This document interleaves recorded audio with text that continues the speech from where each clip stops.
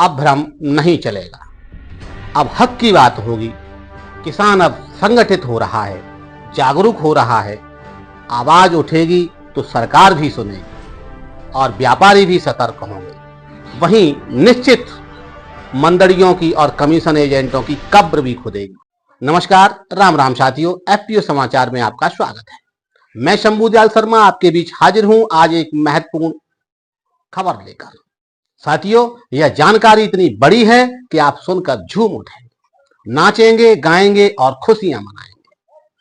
तो ज्यादा देर न करते हुए चलिए शुरू करते हैं, जानते हैं क्या है आज का विशेष टॉपिक। तो साथियों, आज का टॉपिक है देश भर में हाहाकार क्यों मचा हुआ है। क्यों है देश भर में हाहाकार? ऐसा क्या हुआ देश भर में हाहाकार मच गया? सुना है सोने का भाव गिर गया है, तो चारों तरफ चर्चाएं हो रही हैं बर्बादी की। लेकिन क्या आपने कभी सोचा है, जब किसानों की फसलों के दाम गिरते हैं तो कहीं भी कोई अफसोस की बात नहीं करता, तालियां बजाई जाती हैं, खुशी के गीत गाए जाते हैं, मीडिया झूम उठता है, व्यापारी वर्ग अंगड़ाइयां लेने लगता है, सरकारें मुस्कुराने लगती हैं, घरों के बजट बन जाते हैं। साथियों,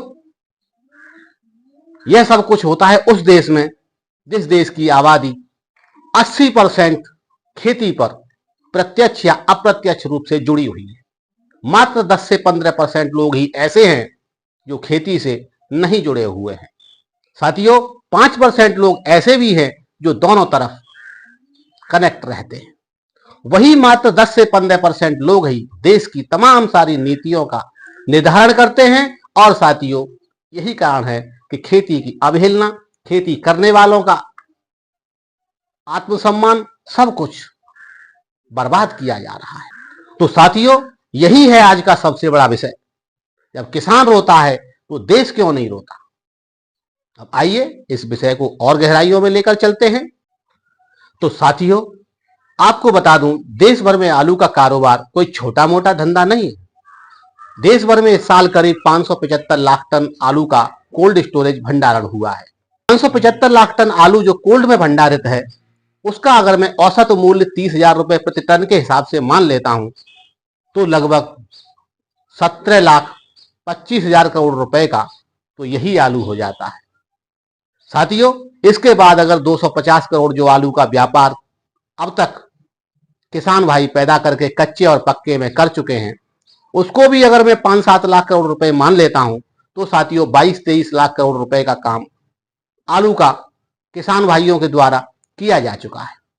अब साथियों, यहां जो सबसे बड़ी समझने वाली और सोचने वाली बात है कि किसान के पास, अब मान लीजिए कि लगभग पूरे देश के किसानों के पास 22-25 लाख करोड़ रुपए आ जाते हैं, तो वो 22-25 लाख करोड़ रुपए तमाम प्रकार की जो कंपनियां किसानों के ऊपर गिद्ध की तरह नजरें जमाए बैठी हैं, वो चाहे कृत्रिम खाद बनाने वाली कंपनियां हों, चाहे जैविक खाद बनाने वाली हों, चाहे प्रकार की तमाम सारे रासायनिक खाद बनाने वाली कंपनियां हों, तमाम प्रकार के और भी जो आलू की खेती में प्रयोग होने वाले तत्व हैं उनकी कंपनियां हों, लेकिन उनकी नजर किसानों के ऊपर एकदम गिद्ध दृष्टि की तरह बनी रहती है। और वो साथियों साल भर के अंदर धीरे धीरे कभी बीज के नाम पे, कभी हाइब्रिड के नाम पे, कभी तमाम प्रकार के उनके जो तरीके हैं उनके नाम पर इनके हजारों लाखों कर्मचारी साथियों कंपनियों ने इसी काम पर छोड़े हुए हैं कि अगर किसान के पास पैसा आए तो किसी न किसी माध्यम से उसको खींच लो। तो साथियों, जो 22-25 लाख करोड़ रुपए जो आने का संभावनाएं या अब तक आए हैं, वो साथियों वो कंपनियां खींच ले जाती हैं। तो लगभग अगर मैं दोनों तरफ से इस व्यापार के देखूं, आलू के व्यापार को, तो लगभग 22 लाख करोड़ का आना और 22 लाख करोड़ का सीधे सीधे चले जाना, लगभग 40-45 लाख करोड़ रुपए का ये कारोबार हो जाता है। तो साथियों, ये कोई छोटा मोटा कारोबार नहीं है, ये बहुत बड़ा कारोबार है। और इससे देश की 80% जनता सीधे तरीके से प्रत्यक्ष या अप्रत्यक्ष रूप से जुड़ी हुई है। और साथियों, ये जो कारोबार है देश की लगभग 45% आबादी को रोजगार भी देता है। तो ये बहुत बड़ा कारोबार है, बहुत बड़ा व्यापार है। साथियों, बीते कई सालों में देखा गया है, जिस वर्ष आलू महंगा हुआ है उस वर्ष देश की अर्थव्यवस्था में चमक आई है, और जब आलू सस्ता होता है उस साल इकोनॉमी डगमगाई है। साथियों, ये सब साफ है, सरकार बताए या न बताए, लेकिन आलू का कारोबार देश की अर्थव्यवस्था को प्रभावित करता है। किसान और आलू देश की अर्थव्यवस्था का एक मजबूत आधार है। किसान की जरूरतें और मजबूरी आप सब जानते हैं। किसान के पास पैसा एक मिनट भी नहीं रुकता। उसके पास लाखों खर्चे पहले से लाइन में लगे होते हैं। पैसा आते ही वह सब चुकाने में लग जाता है।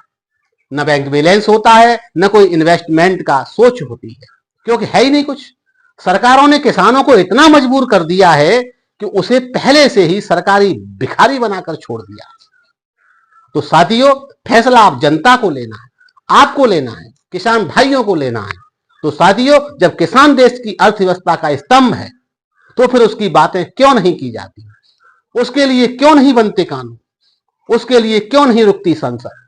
उसके लिए क्यों नहीं बिगड़ता संसद का माहौल?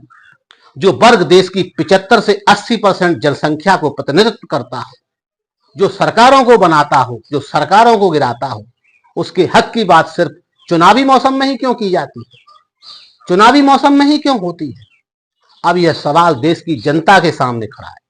इसका जवाब अब जनता को मांगना होगा, आप किसान भाइयों को मांगना होगा। तो साथियों, अब भ्रम नहीं चलेगा। अब हक की बात होगी। अब किसान चुप नहीं बैठेगा।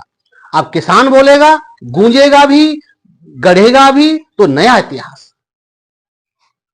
एफपीओ समाचार इस लड़ाई में हर कदम आपके साथ है। तो साथियों, ये था मेरा आपके लिए आलू का महत्वपूर्ण विश्लेषण। उम्मीद करता हूं आपको ये मेरा वीडियो अच्छा लगा होगा।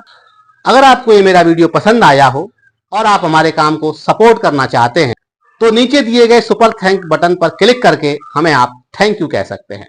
आपका हर छोटा सा सहयोग हमारे लिए बहुत बड़ा सहयोग है। अगर आप हमारे साथ लगातार जुड़े रहना चाहते हैं, तो हमारे चैनल को सब्सक्राइब करिए, लाइक करिए और भेजते रहिए अपने इष्ट मित्रों और दोस्तों के साथ। एफपीओ समाचार के लिए आगरा से शंभू दयाल शर्मा। धन्यवाद साथियों।